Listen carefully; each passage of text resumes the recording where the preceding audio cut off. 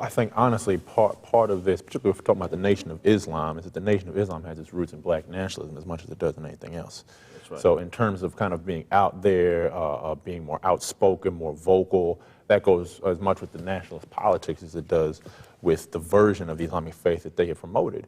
And Christianity as a whole has failed to do that, but there are segments that have tried to pick up on that. And Trinity United Church of Christ is one, and one of our sister churches, and over at Covenant, trying to bring some of the traditions, the Afrocentric tradition, into line with Christianity. And you know, kind of infusing it with that, I think gives it some energy, gives it some distinction, you know, that can really speak to brothers. You know, we have a crime watch group called Community of Men, and we founded this in 1992. And what we wanted to do was to identify a drug-infested corner, stand on the corner, pass out literature, where the guns come from, where the drugs come from, provide a rites of passage experience, mentoring, the whole 9 yards. When we started doing this, the community thought we were Muslims. So I asked them, I said, why'd you think that? Well, y'all were wearing suits. You said you believe in God. Right. So I said, well, how come we could be all them Christians? They do a lot of talking, they do a lot of praying, but they're afraid to walk the streets. Now, when our men didn't show up, Daryl, you know, we prayed for the brother, hope he showed next week. But I asked Farrakhan one day, I said, when your men don't show, what do you do? He said, well, we do pray for him, but not P-R-A-Y. We pray on the brother.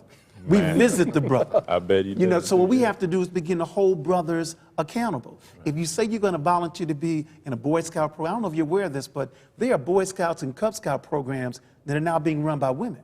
Women don't want to be Boy Scout and Cub Scout leaders, but the problem is we need men who not only will volunteer, but will be consistent and hold a dear what they promised they were going to do for our boys. So that is a $640,000 question. Yes. That's right. How do we get the men? How do we get the men so that way the men that are our ages actually reach down and make sure that they save our sons that are Pastor Ford's ages and his children? How do we reach those men? I think we've got to be active. I mean, what Dr. Kanjufu is pointing to here and what I was trying to allude to is the issue of action. And Christians are known a lot for their words, but not necessarily for their action. I think groups like the Nation of Islam and other groups tend to be more known for their action, even if people don't necessarily always agree with their words or some of the beliefs they're putting out there. And churches have got to be active in trying to address the issues that are going on in the neighborhoods and not get so caught up in doctrine and these and that traditions that they think they have to honor more than honoring the needs of the people out on the street.